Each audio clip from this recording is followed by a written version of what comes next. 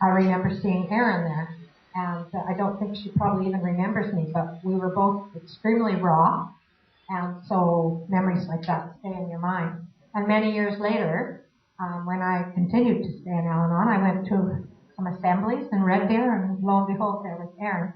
And I wanted her to come and speak because she's nice and young, and because she has tremendous enthusiasm. And I really like that. So thank you. Thank you. I love that writing on stone. Yeah.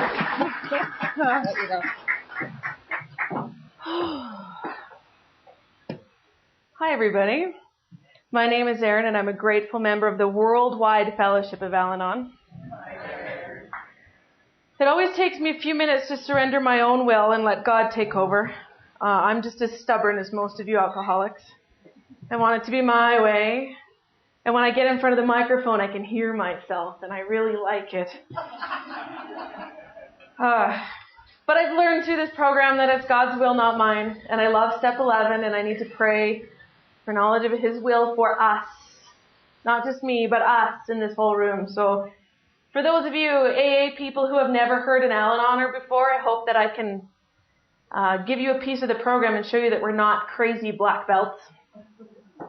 That we're actually really loving, kind people, and that we really love you alcoholics, and that although you've done some shit that really hurts, we can forgive you and we can love you.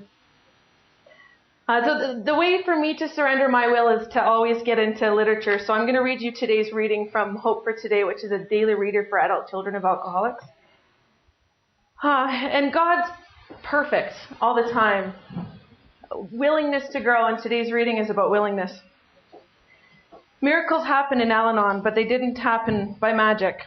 Individual participation, the key to harmony, according to Concept 4, is the behavior that makes the miracles happen. The God of my understanding wants me for my availability as well as for my abilities. When I become willing to act on faith, God helps me create miracles for myself and assist others in creating their own.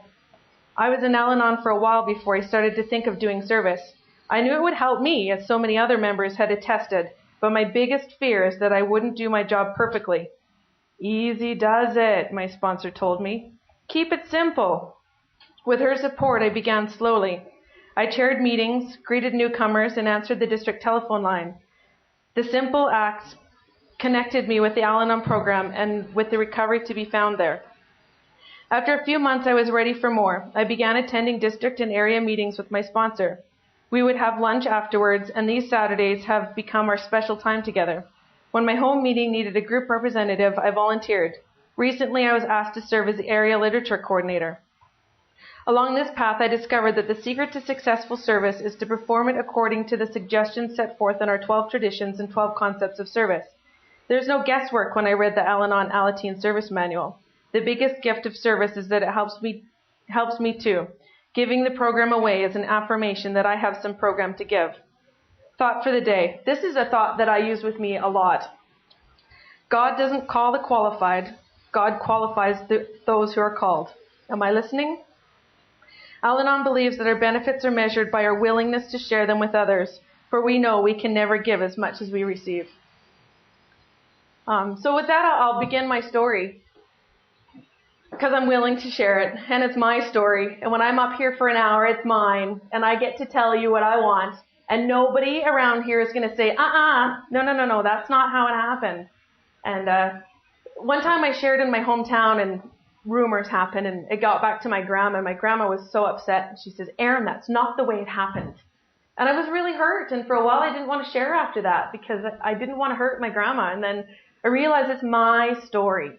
It's how it happened to me and what I see and what I took out of it, and it's mine. It's not yours. I'm going to share it with you, and you're going to take what you like, and you're going to leave the rest. And some of you are going to leave this and not get a thing out of it, and some of you are, and it doesn't matter to me, because when I leave, I'm validating myself up here, and seeing all of these little blinky eyes looking at me validates me that there's a we in here, and I'm not the only one that has gone through some of this stuff. So, I'm yours, God. Okay, so I was born in the Crow's Nest Pass. I'm sure that many of you have drank there before. Since there's a population of, I think, 7,000, and there's like 15 bars and liquor stores. There's one in every town. I didn't think that I was affected by alcoholism until I married an alcoholic, but once I got in the doors of AA and Al-Anon, I realized that it's a family disease and it's a disease of relationships. So I was born in the Crow's Nest Pass, and when I was 6 months old, my mom decided that it was too hard to be a mom, so she went to the Cause, which is a bar in Blairmore, and followed the band to Australia and left me with my dad.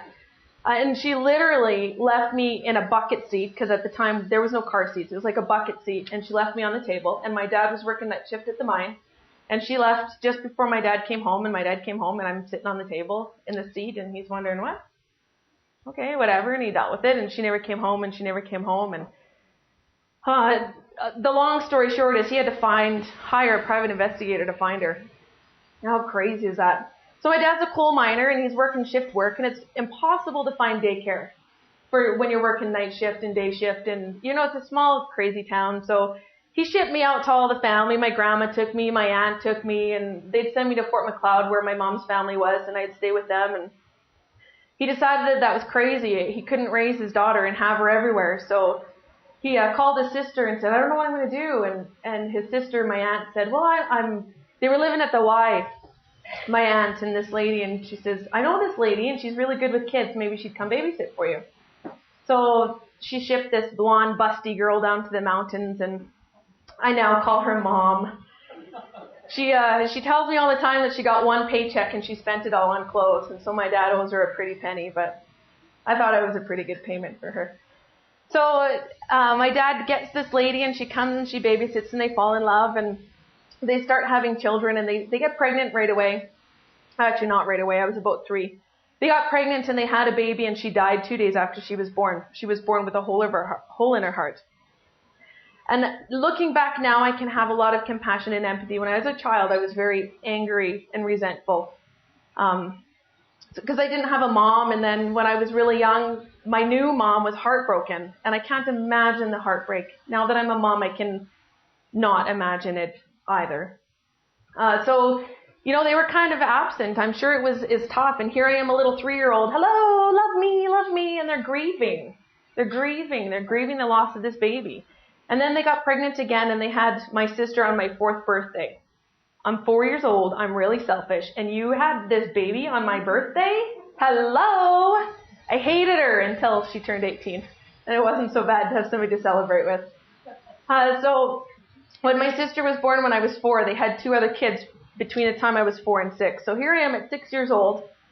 And my mom has abandoned me, and my new mom has all these little tiny babies, and my dad's a coal miner, and I'm here desperate for somebody to love me and give me attention.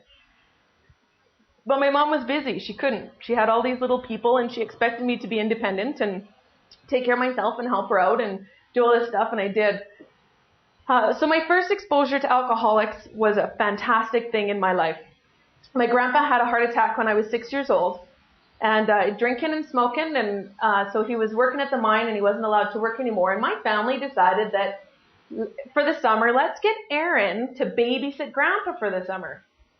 I don't know. This is the family disease of alcoholism. I don't know what kind of crazy idea it was. But God's timing is perfect, and this was perfect for me. For the summer that I was 6, I spent the whole summer with my grandpa. My job was to make sure that he didn't drink and didn't smoke. I'm 6. Come on.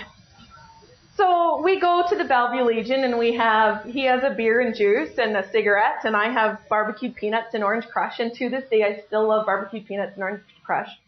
Then we go to the Blairmore Legion, and we have a beer and juice, and I have peanuts and crush. And then we go to the Coleman Legion, and then we go all the way back to Hillcrest, and I learned that it's not a bad thing. Like, everybody wanted me to make sure my grandpa didn't drink and didn't smoke because he'd have another heart attack, but he wasn't having a heart attack.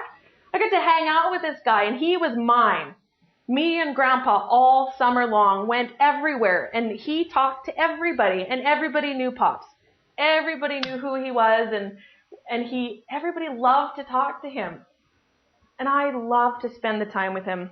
At the end of that summer, he took me to a store in Coleman, which no longer exists, and he let me go in and pick out a dress. And I'd never had brand new dresses that I remember. Maybe I did, but it's my memory, and it doesn't matter. And I picked out this dress, and it was a white dress, and it had pink bows on the bottom. And when I spun around, it would go up like a princess. And I just felt like $1 million. $1 million. Later on in my youth, I was introduced to my mother's family in Fort Macleod, who were also a bunch of drinkers and who also were frequenters of the Legion. And we would go to the Legion and we would hang out and everybody would visit. And I got to play pool and I got to eat chips and my family would get drinking and stay for the meat draw and they would fill my pockets full of money and send me to the corner store. So drinking was not a bad thing.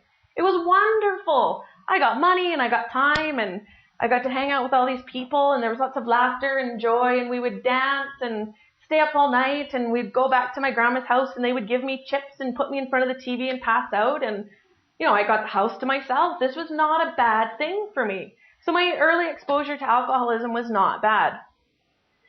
So when I was 19 and I met the man that I married, we decided that we were going to get married. No, it was before we decided we were going to get married. Yeah, it's fun. We were sitting at the table earlier. We were talking about how the early days kind of become staggered. There's no chronological order anymore in the beginning. And I remember in the beginning I met him. And I moved to Calgary because I was going to join the military. I was very active in the Air Cadets in the past and loved it there. I loved the black and white. I loved the rules. I loved that they could tell me what to do and I would do it and I would get kudos and I could be promoted and move up. And I loved the community involvement that I had. And because of my grandpa's activity with the Legions, I knew all of the Legion people. And the Legion sponsored the Air Cadets. So I learned, I had so much exposure to alcoholics. And in hindsight, it's interesting. But so I moved to Calgary to join the military and I was chicken. And I worked at a gas station right next to the base and I'd see the guys running up and down the road and I loved it. But I was chicken. I was so chicken. I couldn't go and make that phone call to the recruiting office. And that's what I wanted to do more than anything in the world. And there was this guy that I worked with who had a friend, and this friend was hot. Oh my God, he was so yummy. He'd come to the gas station every night and buy pop and chips and chocolate bars and devour them all. And I found out later it was munchies, but it doesn't matter. So there was a parking lot fair at the mall, and I'm a small town girl, so parking lot fairs are cool, and I'm so excited. The parking lot fair is coming to town, and I said to this guy that I work with, you should bring your friend to the parking lot fair and we'll hook up and it'll be all fun. And he's like, you're crazy. Parking lot fair? And I'm like, I'm going. It'll be fun. So we go to the parking lot fair and there's nobody there. There's me and this girl that I work with and nobody else. But I'm a small town girl. I think it's cool. I get to do the salt and pepper ride for 2 minutes. Woohoo! So I'm on the salt and pepper ride and I'm thinking this is really groovy. I'm a small town girl in the big city and there's nobody there. And I'm stuck upside down and I look down and I see this good looking guy, but something's different about him and he's eating an ice cream and thinking, oh, my friend came and he brought the good looking friend and I'm all excited. But then I feel kind of embarrassed because I'm on the ride all by myself. And I get off the ride and I see this guy and he's not the good looking friend that I was hoping to see. But I thought he'll do. Where did that come from? I don't know. So he was eating an ice cream and he devoured it all in one thing. And then there was this crazy ruckus and there was these kids that were causing trouble. So these guys all whip off their belts and they're going to have a big fight. And I'm like, ooh, they're so cool. So we went off to this bar after we met and we're playing pool and I kicked his ass in 9-ball. So I married him. And I still let him know that I kicked your ass. Remember? I beat you. Anyway, so after we met, my codependent behavior began immediately. After we met, I wanted to date him. He was kind of whatever. He was a workaholic and a drinkaholic.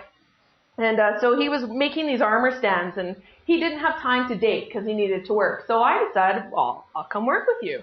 So I went and hung out in the shop with him and built all these armor stands and really got to know this guy. And I liked to work and he was a good teacher and he would teach me what he was doing. He was really passionate about what he did and he was really good at what he did. And we'd have the shop all to ourselves. And one time we were supposed to go to a movie. It was our first date outside of the shop and we were supposed to go to a movie and it was like 7 o'clock and he phoned me at 6:30 and he's like, I'm going to be late. I have to wash my laundry.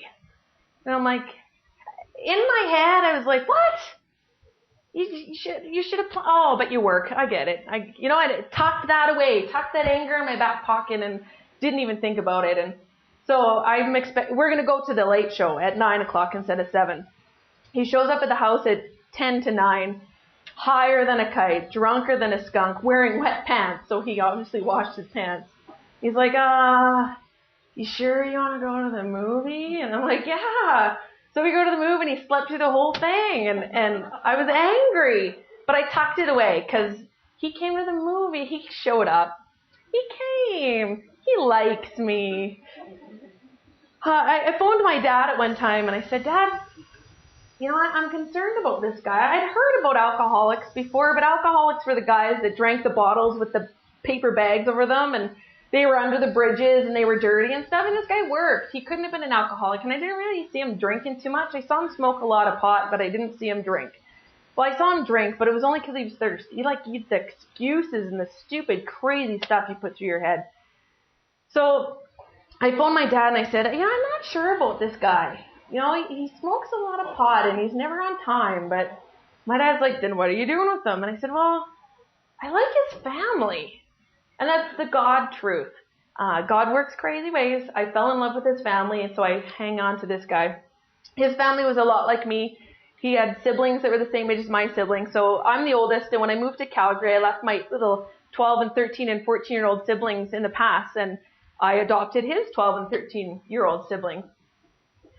So I totally disregarded what my dad said, and my dad knows, don't ever try to tell this stubborn girl what to do because she's going to do what she wants. So I'm dating this guy, and I'm kind of feeling icky and oofy about it, but I really like his family, and they're super great codependents. But his dad had been sober. He had hit sobriety on his 40th birthday. And in their kitchen, they had, the 12 steps and the courage to change with the big fancy writing and the big bookmark thing. And it was this big, huge, gigantic frame. And we decided we're going to get married. And they sit down and they said, Aron, there's something we need to tell you. And I'll always remember this. We're sitting at the table, and my mother and father-in-law to be are sitting with their back to the 12 steps. And this was for alcoholics, this 12-step stuff. It wasn't for anybody but alcoholics. And they said, Aron, we need you to know that you're marrying an alcoholic. Whatever. You old people don't know nothing. This is a nice guy. He's not an alcoholic. But you do your polite, okay, thank you. Wasn't even a couple weeks later, I was staying at their house for some reason, and he didn't come home from work. And this is pure Al-Anon behavior. We lived on Richmond Road, which is just down the street from the Children's Hospital, and it's a really busy road, and they had a couch that faced the window, so I sat like this, and I watched all the cars for hours and hours and hours. He never called. We didn't have cell phones. That was still in the beeper time. We didn't have cell phones, and I didn't know where he was, and I started to get this crazy thoughts in my head. Oh my God, he's dead. Oh my God, he's dead in the ditch. Oh, and I'm going crazy, and everybody's gone to bed, and it's 3 o'clock in the morning, and I'm still watching up and down the streets, up and down. And I'd heard an Al-Anon speaker one time talk about wrinkles, and for us Al-Anoners, they're not wrinkles, they're Venetian blind marks. It's so true. So my mother-in-law's name is Lois W. See, this is how God works. She comes upstairs and she sees me like a cat, hey? And she says, honey girl, you have got to learn to detach. I was really not happy with that lady. I'm like, detach? He could be dead in the ditch. What are you doing? It's snowing, and oh my God. And she says, if he's dead, the cops are going to come and tell us he's dead. That thought did not even occur to me. I thought that by looking out the window, I could make it so that he wasn't going to be dead. So anyways, we got married. On our wedding day, we went to the liquor store, and me in my wedding dress and him in his tuxedo. And I remember being really pissed off because the guys wouldn't give us a bottle of wine for free. Like, hello, we got married. And I don't know, crazy thinking. And so we got married and got pregnant right away, and I had my son on New Year's Eve. This is when I knew the craziness was, this is when I started to be like, detached. What's this detached thing? And my mother-in-law had said, Erin, you might want to try Al-Anon because it's really tough to be married to an alcoholic. But I'm from the mountains. Nothing's tough. And, besides, everybody said my grandpa was an alcoholic and he was a nice guy and all these people were nice guys. I could do this. I could totally do this. So I'm pregnant. And Travis, you made me cry yesterday when you said that your wife is the most beautiful woman you ever saw.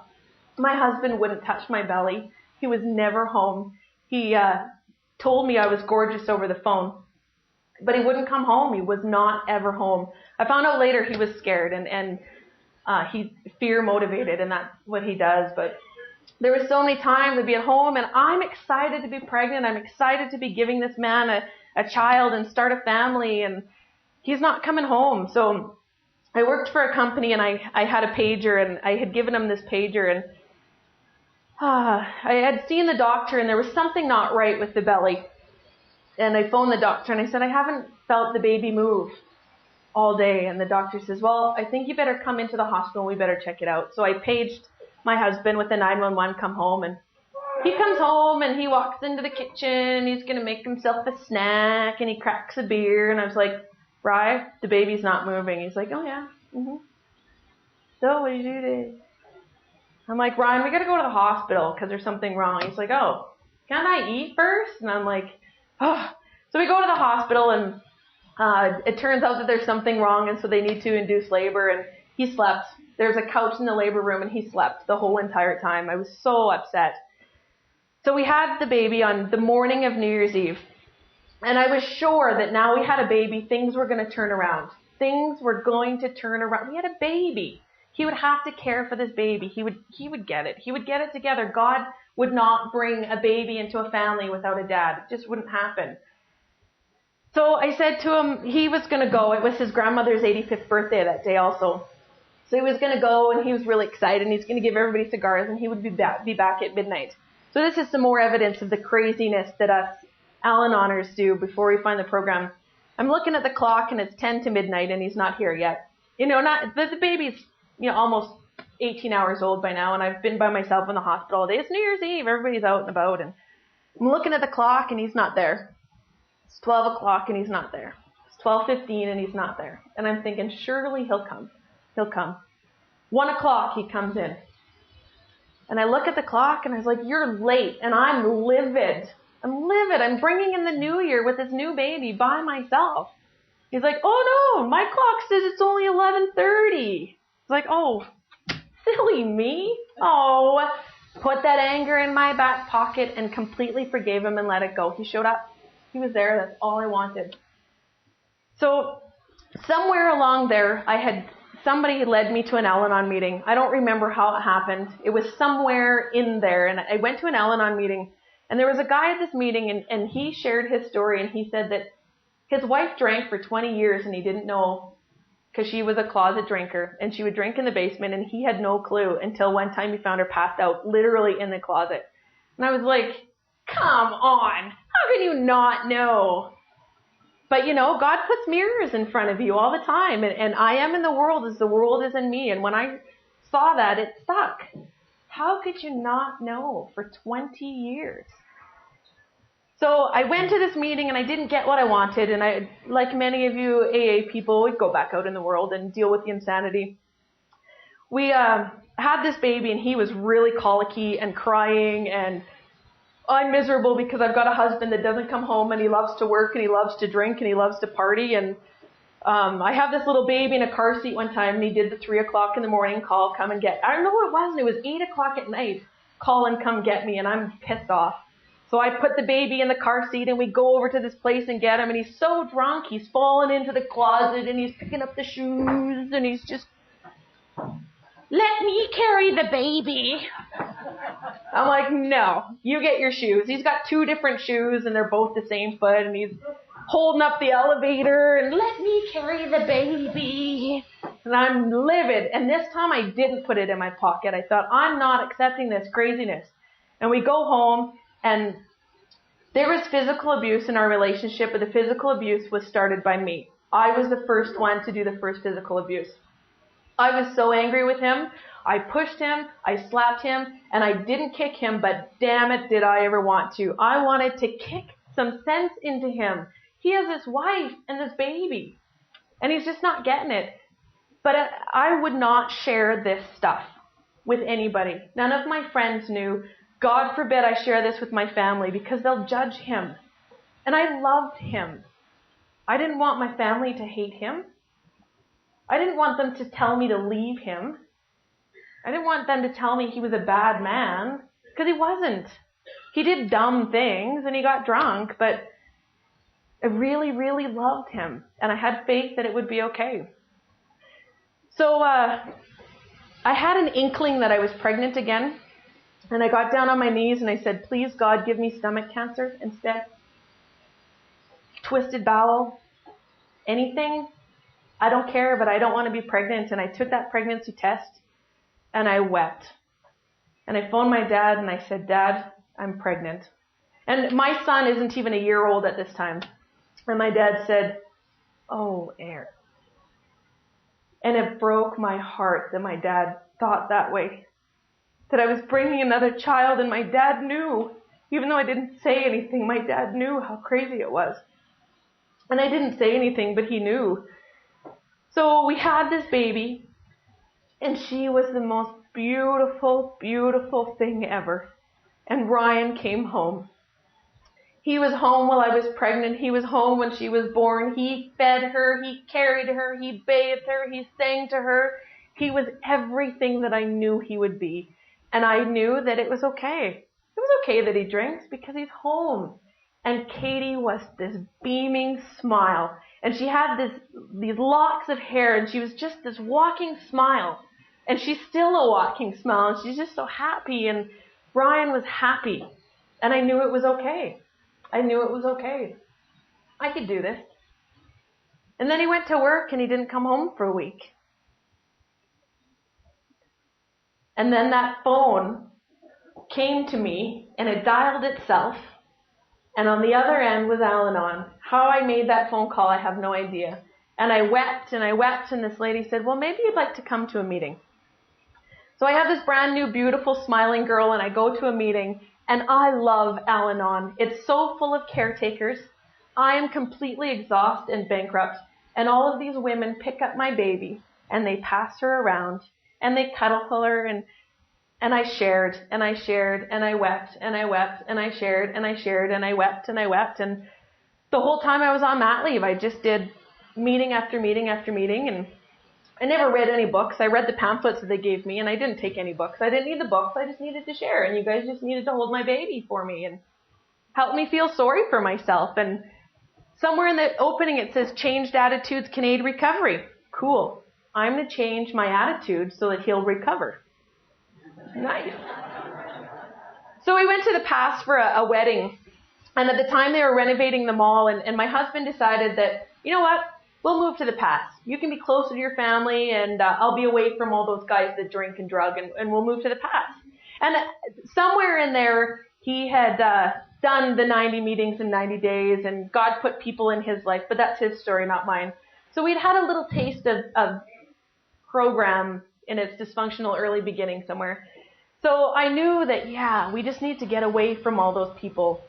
And we moved to the Pass, and something still wasn't right. And I went to a counselor there, and God works in crazy ways. This counselor was loopy. She told me I had anger issues. So professionals. And Al-Anon, they told me that I was just affected by the family disease of alcoholism.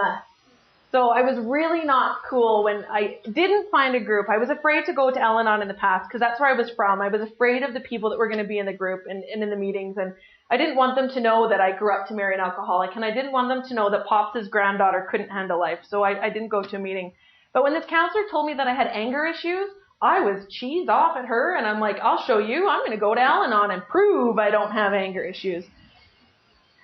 Thank God I did. I walked into that room and I didn't know a soul. Not a soul. But you know why? Because I knew all the alcoholics. I didn't know their wives. They were the ones at home looking out the window. So I was so pleased that I didn't know them. But changed attitudes can aid recovery. So I was going to change my attitude so that he would get sober. This program wasn't for me. This program was for him. So I'm just going to go and I'm going to admit that he's powerless over alcohol. And I'm going to come to believe that a power greater than himself will help him. And I'm going to turn his will in his life over to It was ridiculous.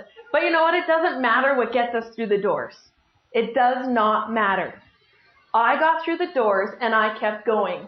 And I got little pieces. Somebody told me I needed a sponsor. How do you ask somebody to help you when you are stubborn?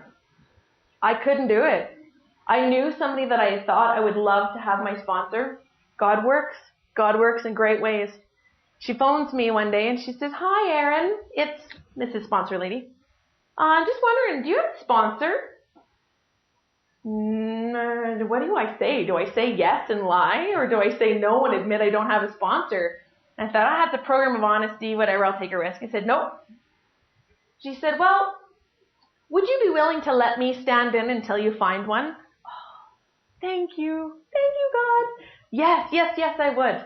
So she said, okay, so I don't remember how the conversation went, but the end result was, let's talk about detachment. Now remember when I was looking out the window and my Lois W said, "Honey girl, you've got to detach." Well, I thought my sponsor was brilliant. She's going to teach me about detachment. I'm going to practice it. He's going to get sober.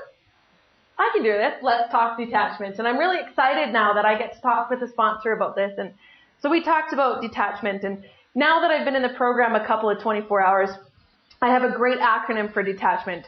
Don't even think about changing him or her. I didn't know that at the time. Detachment at the time meant I'm not going to do what you want me to do. So he was working late shifts and he comes home one night and he's like, "My truck ran out of gas and we need to go get it." And we have 2 little babies and I'm like, "Detach." "Nope, we'll go in the morning." And he's livid. He's like, "No, we got to go now. My truck's on the side of the road." Not too long before that, he had gotten a new truck and I was learning detachment. So I didn't do his registration for him and I didn't do his insurance for him. I neglected to tell him that I wasn't doing that for him. But anyways, that's how God works. So his truck's on the side of the road. It's run out of gas. It's 3 o'clock in the morning and I'm detaching. We're not getting these kids out of bed. We'll go in the morning. So we wake up and we have pancakes and we go and we pull up to his truck and there's a cop behind his truck.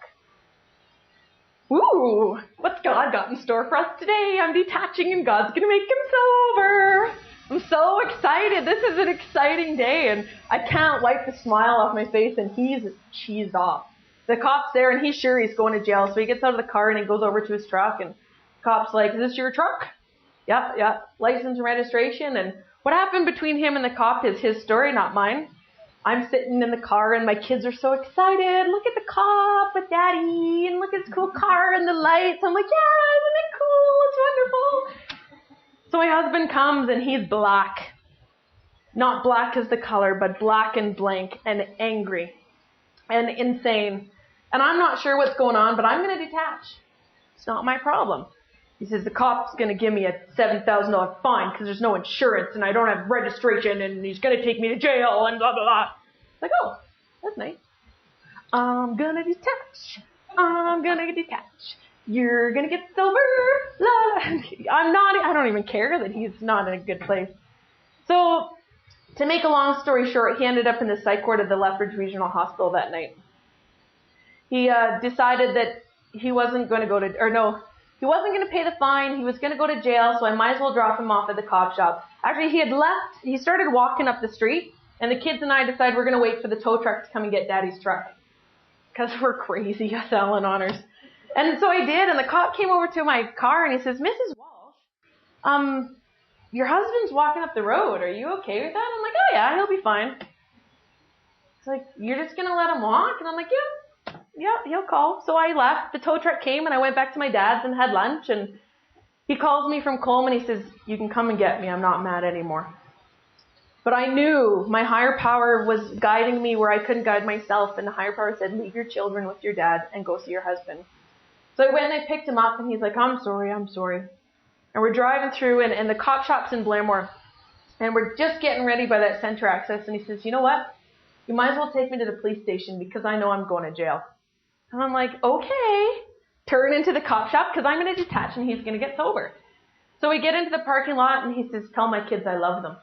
I'm like, "I love you too. Have fun getting sober." And he goes into the cop shop, and I went home, and I'm literally on cloud 9 because I'm detaching, and he's going to get sober. So a couple hours later, the cop calls me, and he says, Mrs. Walsh, I just want to inform you that we've transported your husband to the psych ward in Lethbridge. He came into the cop shop threatening to hurt himself or others. Ooh. That sucked. That sucked. My husband was now crazy, and he was in the psych ward. I was working in long-term care at the time, and my sponsor was also teaching a nursing course. This is how beautifully God works in my life.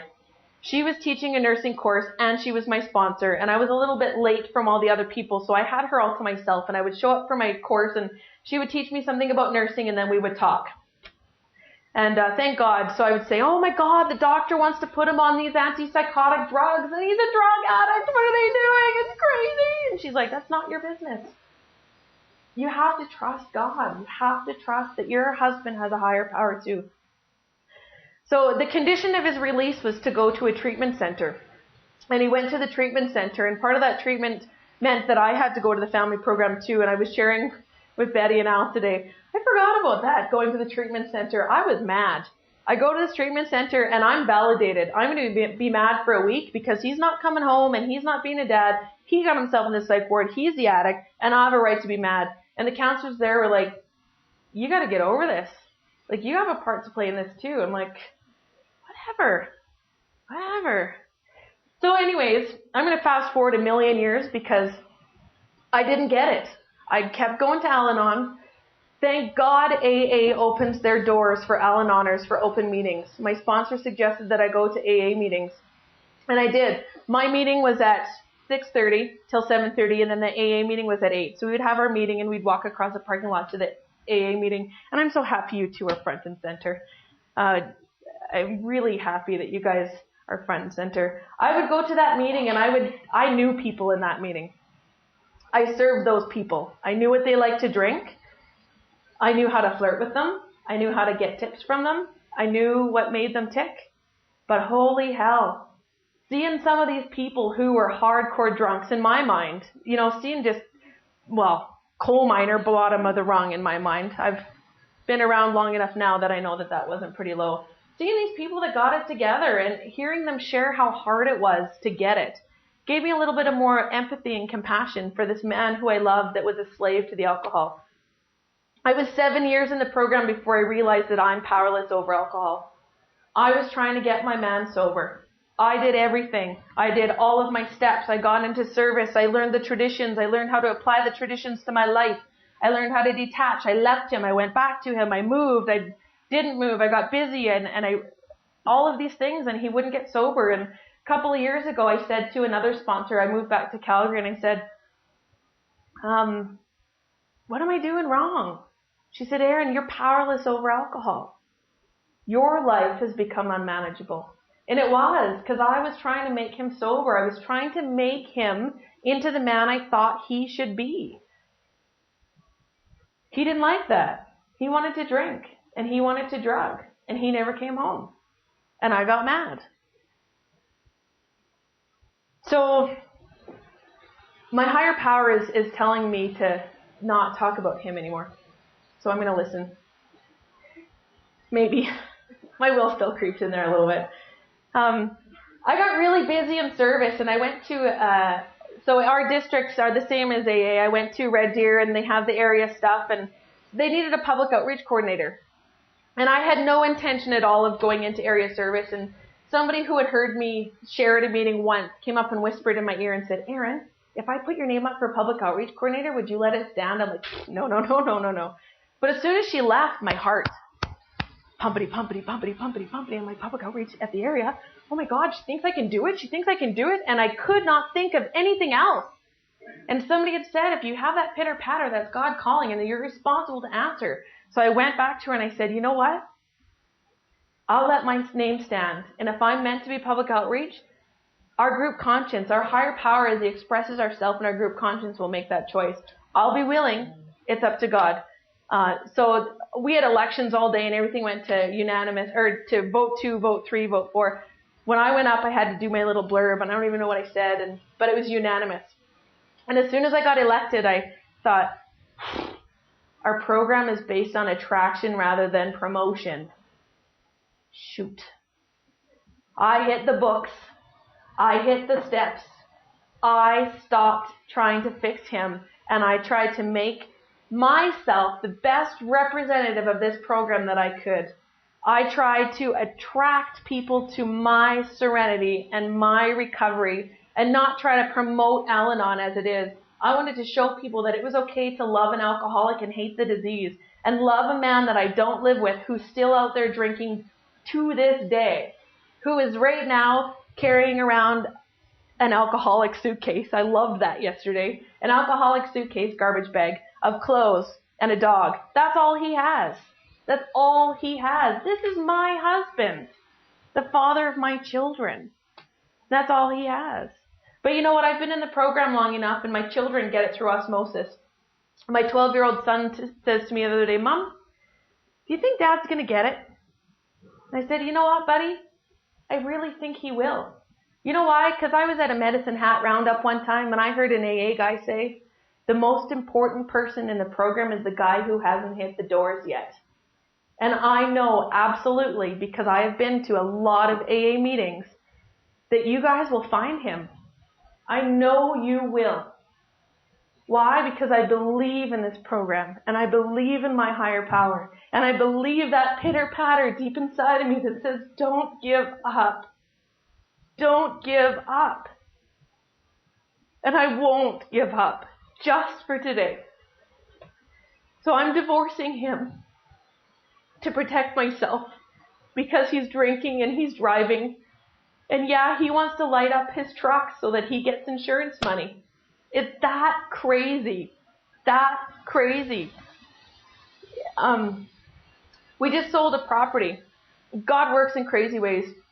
We had a property in the past, and he was living with his mom, and when I asked him to leave the last time, his mom immediately started a company for him. That's why we left. He wanted to start a company, and I was not investing time with the drinker, with an active alcoholic. So I kicked him out, and within 2 weeks, his mom had him insured and registered and all bonded and all these things so that he could go be a cabinet maker, and I was very angry with her. But my sponsor said, let it go. It's God's will, Aron, not yours. Let it go. You got work to do. Let it go. So a couple of weeks ago, his life came crashing down, in my opinion. And his mom has decided not to invest anymore and sell his tools and dissolving his company. And she's plugged a lot of money into him. And he's got a lot of back taxes. And I got a letter in the mail a couple of months ago saying because of his back taxes, there's a writ on my property that I live in with my children in Calgary. And I'm furious. And then I knew that I need to protect myself because this is an evil, baffling, cunning, deceitful disease. And it takes all sorts of people down. And it kills them. And I have seen people at open AA meetings that I fell madly in love with their soul go back out and die. And I know that's a possibility for my husband. And I know that it's a possibility that he will die with all of this debt. And it will be my responsibility, and I will lose everything too. So I made the decision to divorce him. And we're in the middle of it right now. But last week, God said, we've been trying to sell our property for over 2 years. Last week, God said, okay, now's the time. Here's an unconditional offer, cash sale. We're going to sell your property. So my children say, that's when they said, do you think Dad will make it? And I believe he will. I really believe he will. And I said, yeah, I think he will. And my 12-year-old son says, yeah, Mom, this is an opportunity for Dad to start fresh, ain't it? God, I hope so. I really hope so. I really hope that I'm not doing this program for nothing. Oh, that's God calling. Does he want to talk to me? I'm sure he does. Anyways, that is God calling. God's telling me that I'm done. So I've heard what I needed to hear out of myself. All of you AA people who this is your first Al-Anon experience, I hope it was great. And I am kind of single. However, I've learned in this program that it's in God's time, not mine. And just for today, I'm hanging on for the hope of the program and for sobriety. And I know so many people that are dual winners. and dual program couples where there's AA and Al-Anon, and they go to these things, and I see them all the time, and they find sobriety, and I come and I listen to you people share your story, and I hear your bottom, and I hear how you got it, and you got back up. And I know the program works, and I know it'll work. So just for today, I'm going to hang on. So thank you for letting me share. And I'm not going to be sticking around because I have to go back to the city. But thanks for letting me share.